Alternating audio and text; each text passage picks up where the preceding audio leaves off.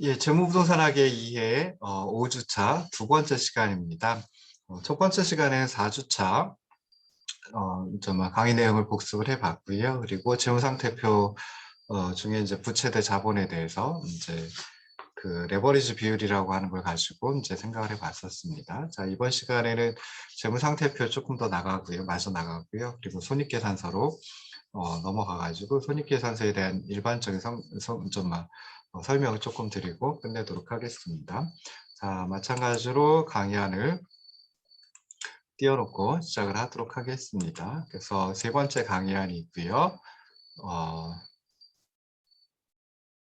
네, 27쪽 시작합니다.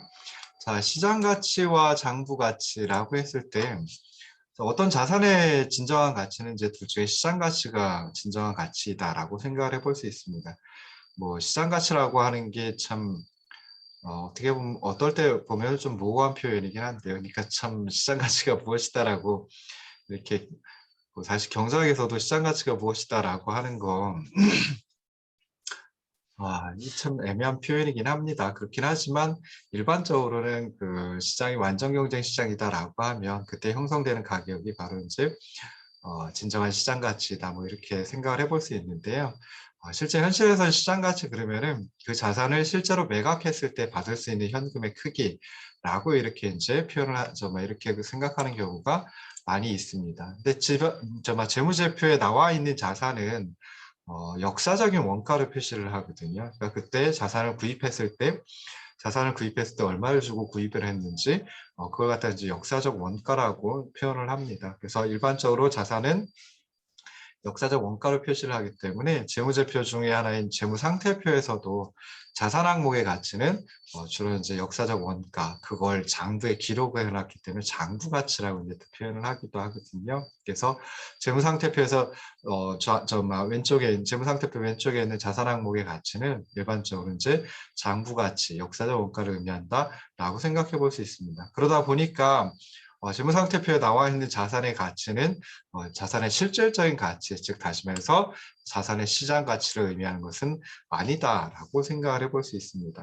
자, 그러면 이제 자산 항목을 나눠가지고 유동자산, 비유동자산 나눠가지고 생각해 보면요, 유동자산 같은 경우에는 비교적 짧은 기간에 구입되고 또 짧은 기간에 현금화될 수 있기 때문에 시장 가치와 장부 가치가 어느 정도 비슷하다라고 생각해 볼 수 있습니다. 장부에 기록되어 있는 그 유동자산의 가치만큼 지금 바로 실제 이제 시장에서 매각했을 때 그만큼 받을 수 있고 뭐 그거보다 더 많이 받을 수도 있고 그러겠죠. 그래서 시장 가치와 장부 가치가 어느 정도는 비슷하다라고 생각해 볼 수 있습니다.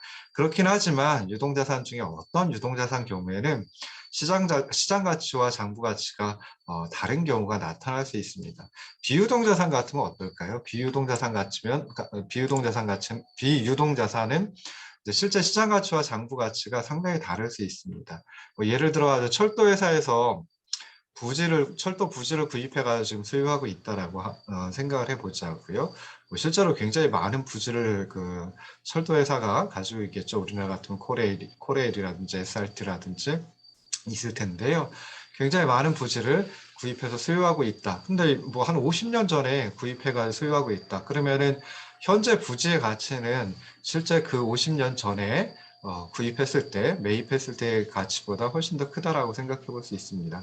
근데 장부에는 재무상태표에는 어떤 게 올라가 있냐면은 50년 전에 구입할 때, 매입할 때의 그 역사적 원가가 장부상에 기록이 돼 있겠죠. 장부에 기록이 돼 있겠죠. 그래서 장부 가치는 굉장히 적은데 지금 현재 실질적인 그 부지의 시장 가치는 굉장히 높다. 뭐 수백 배, 수천 배, 뭐 그 이상이 될 수 있겠죠. 그래서 그런 점에서 보면 비유동 자산은 실제 시장 가치와 그 장부에 기록된 역사적 원가, 장부 가치가 상당히 다를 수 있다라고 생각을 해볼 수 있습니다. 자, 그러면 경영자나 투자자들 입장에서는 이러한 장부 가치보다는 회사의 시장 가치에 훨씬 더 관심이 많다라고 생각해 볼 수 있습니다. 근데 이런 회사의 시장 가치는 재무상태표에 기록이 되어 있지는 않거든요.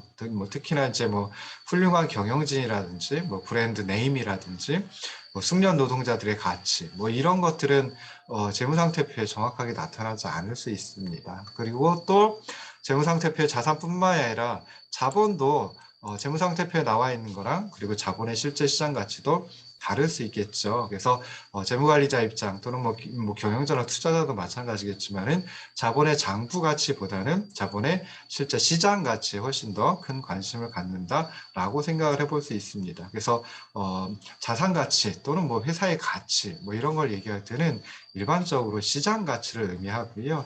그다음에 그러다 보니까 재무관리자의 목표가 우리 전에 주식의 가치를 좀 극대화하는 것이다라고 했는데 이때도 주식의 시장 가치, 그래서 한 주당 주식의 시장 가치, 주당 시장 가치라고 그때 표현을 했었죠. 그래서 이런 그 주식의 시장 가치를 극대화하는 것을 목표를 삼는다라고 생각해 볼 수 있습니다. 자, 그러면 장부 가치와 시장 가치 어떻게 이제 비교를 해볼 수 있는지, 그러니까 뭐 장부 가치로부터 시장 가치를 어떻게 끄집어낼 수 있는지, 뭐 이런 것들을 이제 잠깐 예제, 네 번째 예제를 가지고 살펴보는데요. 네 번째 예제에 나와 있는 회사는 주식회사 휴민원입니다. 그러니까 첫 번째서부터 세 번째 예제까지는 주식회사 해안지 가지고 했었는데 이제 기업이 바뀐 거예요. 그래서 또 다른 기업 가지고 시장 가치와 장부 가치를 설명을 해보도록 하겠습니다. 예제에 보시면은 장부 가치가 7천만 원인 비유동 자산을 소유하고 있다. 그러니까 주식회사 휴민원의 비유동 자산의 장부 가치는 7천만 원입니다. 그런데 시장 가치는 1억 원으로다가 판명이 되었습니다. 그러니까 그 비유동 자산의 시장 가치가 장부 가치보다 3천만 원 정도 더 많다, 더 크다, 뭐 이런 게 이제 뭐 조사를 통해 가지고 뭐 찾아냈다라고 한번 해보자고요. 자, 그 다음에 이제 또 장부에 있는 순운전 자본은 4천만 원이지만은 모든 유동 계정을 처분하면 그때는 6천만 원이 될 것을 이제 또 조사가 되었습니다. 그러니까 순운전 자본이라고 하는 것은 유동 자산에서 유동 부채를 빼준 거지요. 그래서 거기에 4천만 원인데 장부에는 4천만 원으로 올라와 있는데 그거 갖다 실제로 시장에서 다 매각을 한다든지 뭐 이렇게 해서 처분을 해 보니까 순운전 자본이 6천만 원이다. 라고 이제 뭐 또 문제에 주어져 있습니다. 자, 그리고 하나가 더 있는데요. 자, 비유동부채가 있는데 비유동부채는 시장 가치나 장부 가치나 똑같은 5천만 원이다. 라고 이제 문제에서 주고 있습니다. 자, 이럴 때 이 기업 주식회사 휴민원의 자기 자본의 장부 가치는 얼마일까? 그리고 자기 자본의 시장 가치는 얼마일까? 이걸 갖다 이제 한번 살펴보는 겁니다. 그래서 휴민원의 재무상태표를 주식회사 휴민원, 이 기업의 재무상태표를 회계적인 관점에서, 즉 장부 가치 가지고 따져본 회계적인 관점에서 한번 좀 살펴보고요. 그 다음에 또 경제적인 관점에서 살펴본 시장 가치를 두고 한번 또 작성을 해보도록 하겠습니다. 자, 그래서 여기 보시면은 이게 재무상태표인데요. 재무상태표에 원래는 장부 가치만 기록이 돼 있죠. 그런데 시장 가치도 우리가 파악을 했으니까, 조사를 통해서 파악을 했으니까 이제 한번 보는데, 자, 원래는 재무상태표의 왼쪽 그 차변에는 자산이 들어가야죠. 근데 여기는 순운전 자본이라고 표현을 해놨습니다. 그러니까 아까 문제에서도 순운전 자본으로 주어져서요. 그래서 여기는 원래 유동 자산이 들어가야 되고요. 그다음에 유동 부채가 비유동 부채 위에 있어야죠. 근데 그 비유동 부채 위에 있어야 되는, 위에 기록해야 되는 유동 부채를 그 재무상태표 왼쪽으로 가져가가지고 유동자산에서 유동부채를 빼준 거, 그놈이 이제 순운전 자본이다. 이렇게 이제 표현을 해봤습니다. 순운전 자본의 장부 가치는 4천만 원이라고 문제에서 주어졌죠. 근데 이걸 처분하면 몽땅 다 시장에서 처분하면 그럼 6천만 원이 된다. 그러니까 순운전 자본의 시장 가치는 6천만 원이다라고 생각을 해볼 수 있습니다. 그다음에 문제에서 또 비유동자산의 장부 가치는 7천만 원인데 조사를 해보니까 이거 시장에서 매각하면은 1억 원만큼 얻을 수 있네 라고 하는 걸 찾아냈습니다. 자, 그러면 여기 재무상태표의 왼쪽, 즉 차변에 있는 순운전 자본과 비유동자산 합계를 보면은 장부 가치로는 1억 1천만 원인데 시장 가치로는 1억 1천만 원이 아니라 1억 6천만 원이 되는 거죠. 그래서 이걸 찾아냈어요. 자, 그러면은 우리 재무상태표 항등식에서 보면은 자산의 총계는 부채와 자본의 총계와 마찬가지이다. 똑같다라고 하는 거 재무상태표 항등식에서 찾아봤죠. 그러면은 마찬가지로 자산의 장부가치 총계가 1억 1천만 원이니까 부채와 자본 총계도 그 장부 가치의 총계도 1억 1천만 원이다라고 생각해 볼 수 있고요. 그 다음에 자산의 시장 가치 총계가 1억 6천만 원이니까 부채와 자본의 시장 가치 총계도 1억 6천만 원이다라고 하는 거 그냥 재무상태표 항등식에서 그대로 가져왔습니다. 자, 그리고 나서 이제 남는 건 비유동부채. 유동부채는 이쪽으로 갔다 그랬죠. 순운전 자본으로도 포함이 됐어요. 그러니까 비유동부채를 보는데 비유동부채는 장부 가치나 시장 가치나 똑같이 5천만 원으로 나와 있습니다. 자, 그러면은 이제 자본의 장부 가치 그리고 자본의 시장 가치 뭐 요 표에서 그냥 찾아낼 수 있겠죠. 그래서 부채와 자본 장부 가치의 총계 1억 1천만 원에서 비유동 부채의 장부 가치 빼준 거 그게 바로 이제 6천만 원이고 이게 자기 자본의 장부 가치이다라고 생각해 볼 수 있습니다.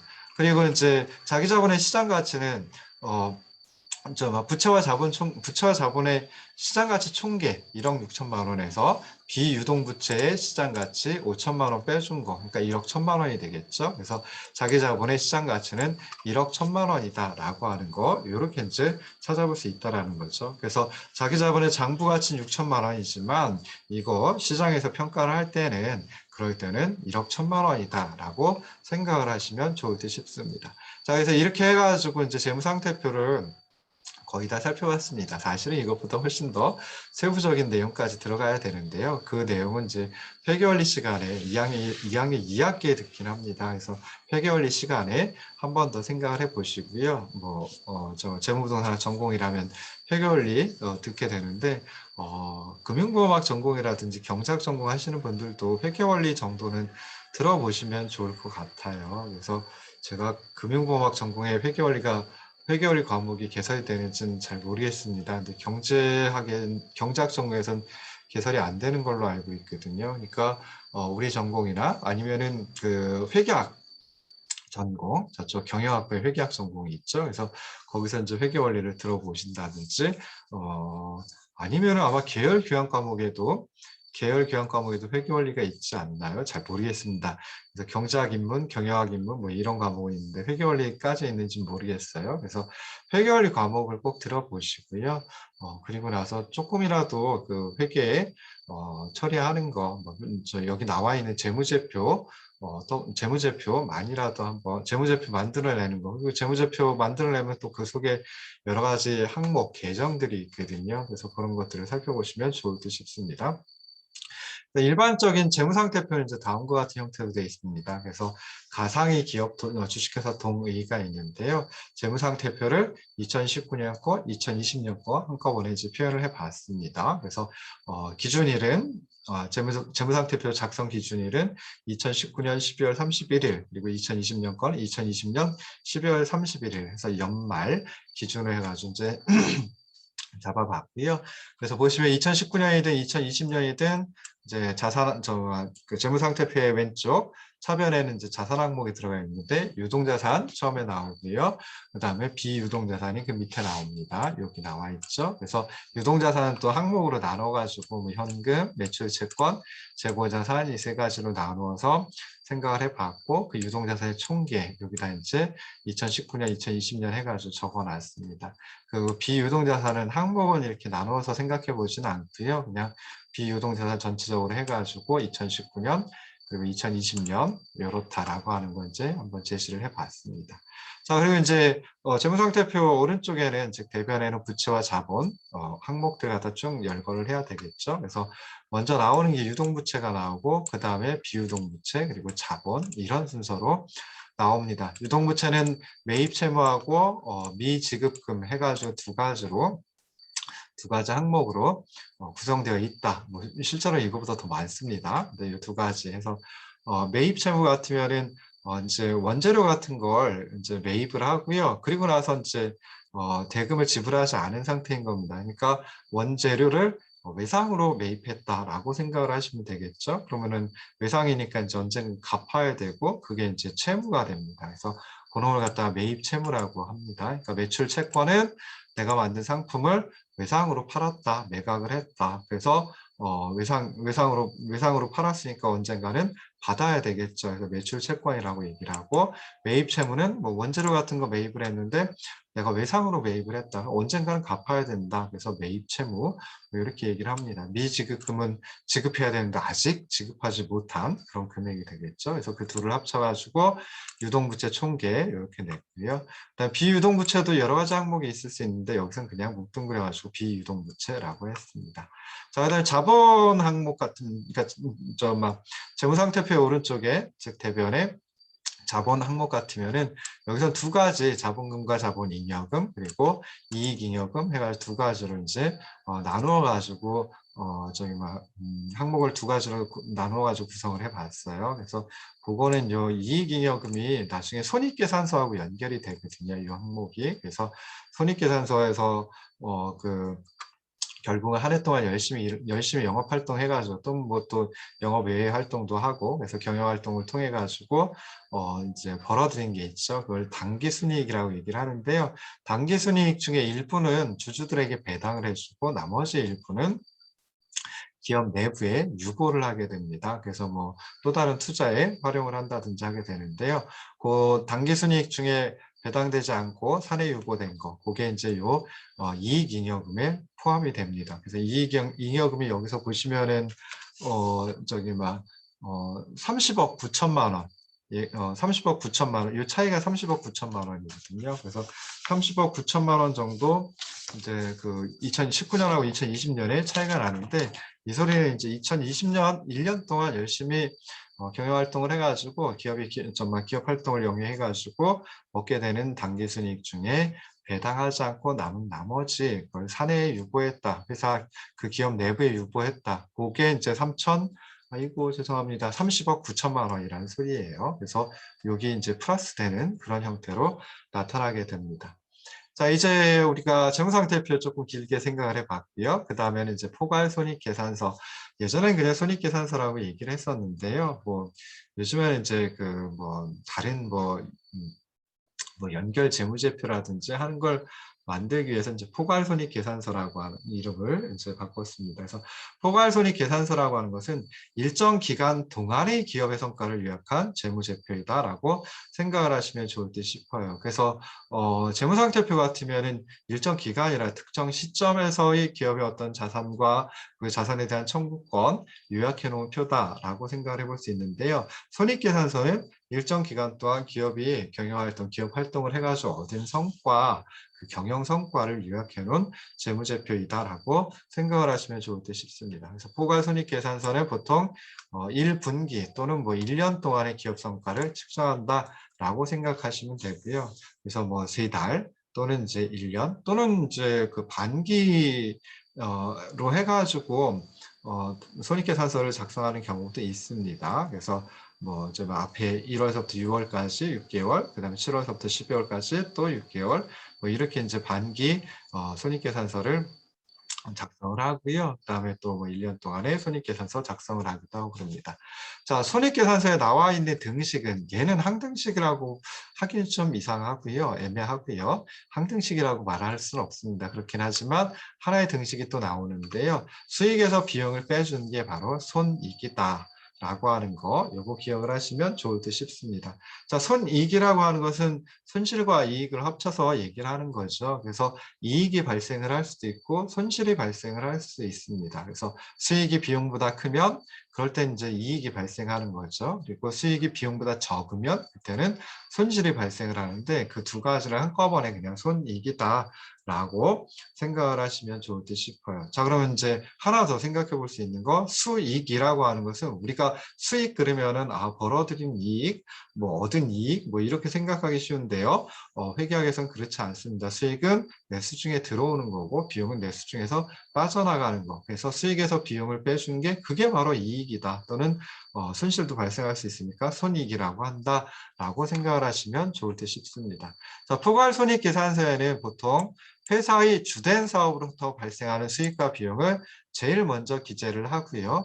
그 다음에 이제 주된 사업이 아닌 다른 사업에서 발생하는 수익과 비용을 또 기재를 합니다. 그리고 이제 그 다음에 이자 비용과 같은 금융지출, 요걸 기록을 하고요. 그 다음에 법인세 비용을 또 별도로 기재를 합니다. 그래서 가장 마지막에 남는 항목이 이제 당기 순이익이다, net income이다, 순이익이다. 그래서 순이익 그러면은 이거 뭐 어떻게 생각할 수 있을까요? 순이익, 그래서 순이라고 하는 게 나오면 항상 뭐에서 뭘 빼준 나머지라고 생각을 하시면 되고요. 여기서 그냥 수익에서 비용을 빼준 나머지, 그게 순이익이다 라고 생각을 하시면 좋을 듯 싶습니다. 그래서 여기 보시면은 제일 먼저 기재하는 거, 주된 사업으로부터 발생하는 수익과 비용, 그 다음에 또 이자 비용과 같은 금융지출, 그리고 법인세 비용, 전부 다 비용이죠. 요 부분이 되는 거예요. 그래서 수익에서 벌어들인 거에서 비용을 빼준 거, 그 나머지가 손익이고, 결국 재무상태표에서 맨 마지막에 나오는 당기순이익이 바로 손익이다라고 생각을 하시면 좋을 듯 싶습니다. 그리고 순이익은 종종 주당 기준으로다가 이제 표현을 하는 경우도 많이 있습니다. 그래서 뭐 주당 순이익, 그럴 때 이제 주당 순이익 해서 EPS라고 earning per share 해가지고 EPS라고 줄여서 이제 또 얘기를 하기도 합니다. 여기는 그냥 당기 순이익까지만 계산을 했고요. 주당 순이익은 주식의 발행 수, 주식의 발행 총수, 그걸로 나눠주면 되겠죠. 주식 수로 나눠주면 돼요. 그래서 그건 뭐 여기서 이제 표현을 하진 않았습니다. 그래서 처음에 이제 매출액이라고 하는 게 있고요. 그 다음에 매출 원가라고 하는 게 있습니다. 그리고 감가상각비. 그래서 매출액에서 매출원가 빼주고 다시 감가상각비 빼준 거, 그런 걸 갖다가 이자 및 법인세 비용 차감 전 순이익이라고 얘기를 합니다. 그래서 순이익이긴 한데, 즉 수익에서 비용을 빼준 것이긴 한데, 이자 비용, 법인세 비용 차감하기 이전에, 빼주기 전에 순이익이다 라고 하고요. 그리고 나서 이제 이자, 이것도 이제 일종의 비용이니까 이자 비용이라고 표현을 합니다. 그래서 이자 비용을 빼준 거, 그걸 갖다가 이제 법인세 비용을 아직 차감하지 않았거든요. 그래서 법인세 비용 차감 전 순이익이라고 하고요. 거기서 법인세 비용을 빼준 거, 그런 걸 갖다가 당기 순이익이다라고 이제 생각을 하시면 좋을 듯 싶습니다. 그래서 위에 표에서 보면 동의, 주식회사 동의는 이제 41억 2천만 원만큼의 당기 순이익을 얻었죠. 그 중에 10억 3천만 원을 현금으로 배당을 했고요. 주주들에게. 그리고 유보이익으로 사내 기업 내부에 쌓아놓은 게 30억 9천만 원이다. 그래서 이 30억 9천만 원이 아까 재무상태표의 이익잉여금 거기에 더해진다라고 생각을 하시면 좋을 듯 싶습니다. 자, 그럼 수익과 비용 이걸 갖다가 어떻게 생각을 하시면 좋을까? 라고 했을 때 자본의 증가를 가져오는 그런 부분을 갖다가 수익이라고 생각을 하시면 좋을 듯 싶고요. 자본의 감소를 가져오는 걸 비용이다라고 생각을 하시면 좋을 듯 싶어요. 그래서 보통 이제 이렇게 자산의 유입이나 증가, 자산이 증가했다든지 또는 부채가 감소하게 되면, 그러면 그 자산에서 부채를 빼준 자녀 가치, 그걸 자본이라고 얘기를 했는데 자본이 증가를 하게 됩니다. 그래서 이렇게 자본의 증가를 초래하는 특정한 회계 기간 동안에 발생한 미래 경제적 효익의 증가, 요걸 갖다가 이제 수익이라고 얘기를 해요. 그래서 결국은 자본의 증가를 초래하는 것을 수익이라고 한다라고 생각하시면 좋을 듯 싶고요. 그 다음에 자산에서 부채를 빼준 게 자본이라고 말씀드렸죠. 그런데 그 자산의 유출, 그러니까 자산이 줄어드는 거죠. 또는 소멸, 이것도 줄어드는 거죠. 또는 그러니까 자산이 감소하는 거, 그리고 부채가 증가를 한다. 라고 하면 그때는 자본이 감소를 하게 됩니다. 그래서 이렇게 자본의 감소를 초래하는, 그래서 특정한 회계기간 동안에 발생한 미래의 경제적 효익의 감소, 이걸 갖다가 이제 비용이라고 얘기를 한다라고 생각을 하시면 좋을 듯 싶어요. 그래서 재무상태표 항등식에서 보시면 재무상태표 저 왼쪽에 있는 자산이 오른쪽에 있는 부채 플러스 부채와 자본의 합과 항상 같다라고 했는데, 그걸 자본에 대해서 한번 정리를 해보면 어떻게 되느냐? 자본은 자산에서 부채를 빼준 것과 마찬가지가 되죠. 그래서 뭐 자녀 가치라고 얘기를 하기도 하고 한다라고 뭐 말씀을 드렸었어요. 그래서 그 자본의 증가를 초래하는 것을 수익이라고 얘기를 하고, 자본의 감소를 초래하는 것을 비용이라고 한다. 이렇게 이제 생각을 하시면 좋을 듯 싶습니다. 자, 손익계산서를 가지고 우리가 고려해야 될 게 한 3가지 정도 있어요. 그래서 첫 번째는 일반적으로 인정된 회계 원칙 해가지고 뭐 영어를 줄여서 GAAP라고 이제 보통 표현을 하고요. 그 다음에 비현금 항목이라고 하는 것도 있습니다. 그러니까 주주라든지 투자자들이라든지 이런 사람들 입장에서는 기업의 손익, 뭐 단기 순이익 이런 것도 이제 중요하다라고 생각해 볼 수 있지만 실제로 이제 현금이 얼마나 잘 돌고 있는지 이걸 가지고 이제 주로 또 이제 고려를 뭐 투자를 고려한다든지 할 수도 있거든요. 그래서 그럴 때 이제 현금 근데 손익계산서에는 현금이 아닌 비현금 항목도 있습니다. 그래서 그거 살펴봐야 되고요. 그다음에 시간과 비용까지도 이제 손익계산서를 통해서 고려를 해봐야 됩니다. 그래서 이런 것들을 이제 살펴봐야 되는데요. 벌써 25분이 지났네요. 뭐 어떻게 할까요? 네, 이제 좀 나가는 게 좋을 것 같습니다. 그래서 손익계산서까지는 다 끝내놓고 이제 해보면 좋을 것 같거든요. 그래서 일반적으로 인정된 회계 원칙이라고 하는 것은 이제 재무제표를 작성하고 배포하는데 준수해야 하는 모든 개념과 상세한 실무를 갖다 의미합니다. 그래서 우리나라 같은 경우 예전에 기업회계 기준이라고 하는 게 있었어요. 그런데 이제 전 세계적으로 이제 예전에 회계 처리하는 게 통일되어 있질 않았었거든요. 그러다 보니까 여러 가지 문제가 국제적으로 문제가 발생을 할 수밖에 없겠죠. 그래서 투자자, 뭐 외국, 우리나라 국내 투자자 말고 외국 투자자가 우리나라 기업에 투자한다든지 할 때도 이 재무제표가 서로 다르니까 회계 기준이 달라서 재무제표를 기록하는 회계 기준이 다르니까 재무제표 기록된 것도 이제 금액은 금액으로 나오지만 이게 뭔지 해석하는 게 좀 달라질 수밖에 없거든요. 그래서 전 세계적으로 국제 회계 기준이라고 하는 걸 만들었습니다. 그래서 그게 이제 2000년대 초반, 중반 해가지고 이제 완성이 됐고요. 그래서 대부분의 나라들이 그 국제 회계 기준을 채택을 하고 있습니다. 그래서 우리나라 같으면 이제 한국 채택 국제 회계 기준이라고 하는 거, 국제 회계 기준은 이제 IFRS라고 보통 부르거든요. International Financial Reporting Standards 앞서 따가지고 그냥 IFRS라고 보통 불러주는데 우리나라가 채택한 국제 회계 기준은 KIFRS라고 이제 또 불러주기도 합니다. 자, 그래서 GAAP, 즉 이 우리나라가 채택한 국제회계 기준에 의해서 작성된 손익계산서는 수익이 발생했을 때 수익을 기록할 뿐 현금이 들어왔을 때 기록하는 것은 아닙니다. 그러니까 아까도 말씀드렸듯이 투자자들이라든지 주주들이라든지 하는 사람들은 요 현금이 들어오고 나가고 하는 것에 초점을 주로 맞추게 되는데요.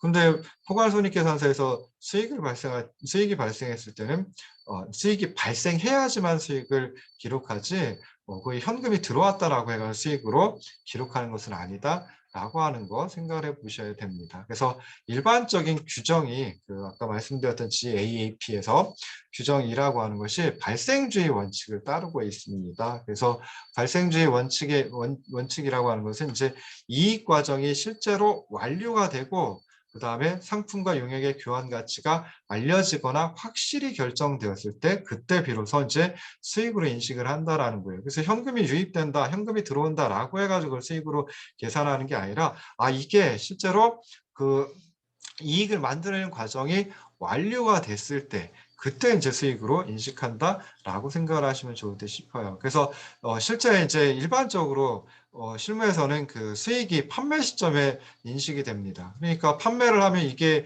현금을 받고 판매를 했다라고 하면은 현금이 들어오는 게 그만큼의 수익이 되는 거죠. 그래서 수익으로 인식을 하는데 외상으로 판매를 했다라고 하면 어떻게 될까요? 외상으로 판매를 했다라고 하면 하면은 그때 외상으로 일단 판매가 되었기 때문에 판매가 되었기 때문에 수익으로 인식을 합니다. 그렇긴 하지만 외상으로 판매했으니까 현금이 들어오는 건 아니죠. 현금이 회수된 건 아니죠. 그래서 실제 현금이 들어온 것은 아님에도 불구하고 판매가 이루어졌기 때문에 즉 이익 과정이 완성이 되었기 때문에 수익으로 인식을 하는 이런 이것이 이제 손익계산서에 올라와 있다라는 거죠. 그래서 그런 현금 흐름이라고 하는 것하고 결부해가 생각해 보면은 수익이 현금이 들어왔을 때 수익으로 인식을 하는 것이 아니라 그냥 이익을 만들어내는 과정이 완료가 되면 그럴 때 이제 수익으로 인식을 한다. 그래서 주로 이제 판매 시점에 수익으로 인식이 되는데, 실제로 어떤 경우에는 뭐 특히 이제 외상으로 판매한 그런 경우 같으면은 그 수익으로 인식되는 판매 시점하고 현금이 회수된 시점하고 서로 다를 수 있다라는 거, 이걸지도 고려를 해야 된다라는 거예요. 자, 두 번째는 GAP하고 관련해 가지고 수익 비용 대응의 원칙이라고 하는 게 있습니다. 그래서 이 수익 비용 대응의 원칙이라고 하는 것은 먼저 수익을 인식하고, 그리고 나서 제품을 생산하는 데 들어간 비용, 그걸 수익에 대응시킨다라고 하는 거예요. 그래서 상품을 생산해 가지고 외상으로 판매를 했다라고 하면 아까도 말씀드렸듯이 수익은 판매 시점에 인식이 됩니다. 그리고 그 제품을 만들어내는데, 상품을 만들어내는데 관련된 뭐 생산, 뭐 비용, 생산 과정에 뭐 소요되는 비용들, 이것도 마찬가지로 그 판매 시점에서 비로소 이제 비용으로 인식을 한다라는 거예요. 그러니까 수익이 발생하고 그거에 대응하는 비용을 그 수익이 발생한 시점에 인식을 하는, 그래서 기록을 하는 이런 형태로 나타난다라는 거예요. 근데 실제로 현금이 들어오는 것하고 현금이 나가는 것은 전혀 다른 시점에 벌어질 수 있다라고 하는 거죠. 뭔가를 먼저 원재료 같은 건 먼저 구입을 해야지 그걸 가지고 제품이나 상품을 만들어내고, 그리고 이제 그걸 판매를 하게 되죠. 근데 판매한 시점에서 수익이 발생하면 그 수익이 발생할 그때를 기준으로 해가지고 그만큼의 비용이 들어갔다. 원재료 구입하는데 그만큼의 비용이 들어갔다. 이렇게 이제 인식을 해버린다라는 거예요. 근데 실제 현금이 유출된 거, 현금이 나간 건 벌써 그 이전이죠. 그리고 외상으로 판매했다라고 하면 현금이 들어오는 게 또 그 판매 시점 그 이후가 돼버리기도 하고 그럽니다. 그래서 실제 현금 유입과 현금 유출은 그 수익을 인식하는 시점, 그래서 비용을 거기다 대응을 시키는데 그런 시점하고 다를 수 있다라고 하는 거 생각을 해보시면 좋을 듯 싶습니다. 자, 두 번째, 요 손익계산서에서 이제 회계적 수익이라고 하는 것을 정말 기록을 하는데요. 그 회계적 수익이라고 하는 것하고 그다음에 현금 흐름이 다를 수 있다라고 하는 거 좀 전에 말씀드렸죠. 근데 그 이유 중에 하나가, 또 다른 이유가 뭐냐면은 이제 손익계산서에는 비현금 항목이 포함되어 있다라고 하는 겁니다. 그래서 비현금 항목이라고 하는 것은 현금 흐름에 직접 영향을 주지 않는 수익에 대해 부과하는 비용을 의미를 합니다. 그래서 감가상각비 같은 거, 이거는 현금이 실제로 지출되는 게 아니에요. 현금이 흘러나가는 게 아니에요. 그냥 수익에 대해서 부과하는 비용이다라고 생각해 볼 수 있거든요. 그래서 감가상각비, 죄송합니다. 모기가 날아다녀가지고요. 저도 모르게 못 잡았습니다. 자, 그래서 감가상각비 같으면은 한 기업이 비유동자산을 5천만 원에 구입을 했다라고 한번 해보자고요. 현금으로 지불을 했습니다. 그러면은 현금이 유출된 시기는 이 비유동자산 5천만 원짜리 비유동자산을 매입한 그 시점에 현금이 유출되었다라고 생각을 해볼 수 있겠죠. 그렇긴 한데요.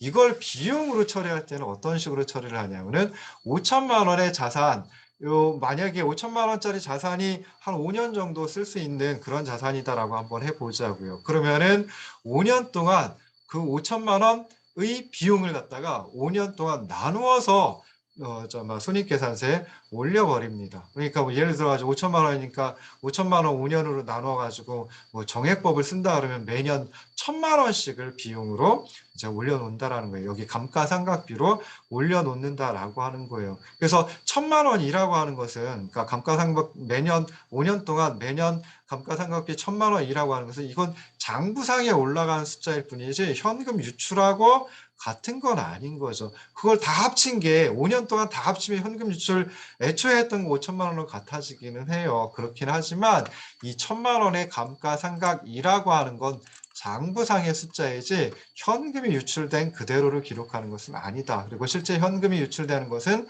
자산을 구입했을 때 발생하는 거지, 이게 수익에 대응하는 수익이 발생해서 그거에 비용을 대응시켜 가지고 이렇게 그 장부에 기록하는 것과 같지 않다라고 생각을 해볼 수 있습니다. 그런데 그러면은 처음에 현금 유출된 거 5천만 원, 그걸 갖다가 비용으로 해서 손익계산서에 올리면 되지라고 생각을 해볼 수 있죠. 그렇긴 한데요. 실제로 한번 자산을 구입해가지고 그 자산을 통해서 얻은 수익이라고 하는 것은 보통 그 몇 년 동안, 아까 5년 동안 쓸 수 있는 자산이다라고 하면 5년에 걸쳐 수익을 계속 지속적으로 발생을 시키거든요. 그러니까 그 자산을 구입하는데 소요된 비용도 그 자산으로부터 얻는 수익에 대응시키는 것이, 이것이 또 타당한다라고 생각해 볼 수 있어요. 5천만 원 주고 기계를 구입해 가지고 그로부터 매년 한 2천만 원의 수익을 얻는다라고 한번 해보자고요. 그러면은 첫 해에는 어떻게 되겠어요?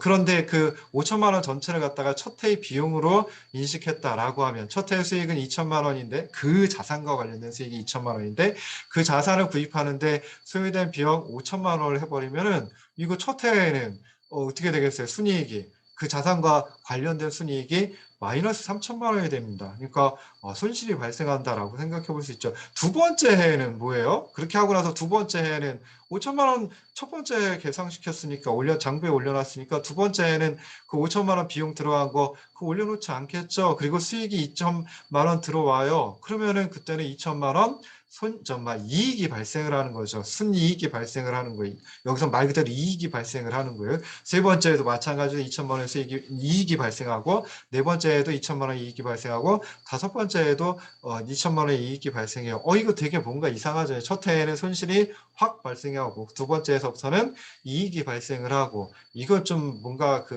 뭐랄까요? 좀 안정적이지를 못하죠. 그래서 이런 걸 갖다 이제 처리할 때 그러니까 수익이 발생했을 때 그거에 대응해서 비용을 대응시키는 것이, 이게 타당하다라고 생각을 해볼 수 있습니다. 그래서 감가상각비에 매년 감가상각비로 손익계산서에 올려놓는 것은 수익 비용 대응의 원칙을 적용한 것이기 때문에 타당하다라고 생각해 볼 수 있어요. 그렇긴 하지만 실제로 재무관리자 입장에서는, 또는 투자자 입장에서는 시장 가치라고 하는 게 중요한데, 그리고 시장 가치를 갖다가 추정하기 위해서는 현금의 유출, 현금의 유입, 즉 현금 흐름이 발생한 시점이 굉장히 중요하다라고 생각해 볼 수 있어요. 그렇지만 실제 장부에 손익계산서에 기록을 할 때는 좀 다르다라고 하는 거 꼭 기억을 하시기 바랍니다. 그래서 현금 흐름이라고 하는 것하고 회계적인 이익, 그러니까 손익계산서에 나와 있는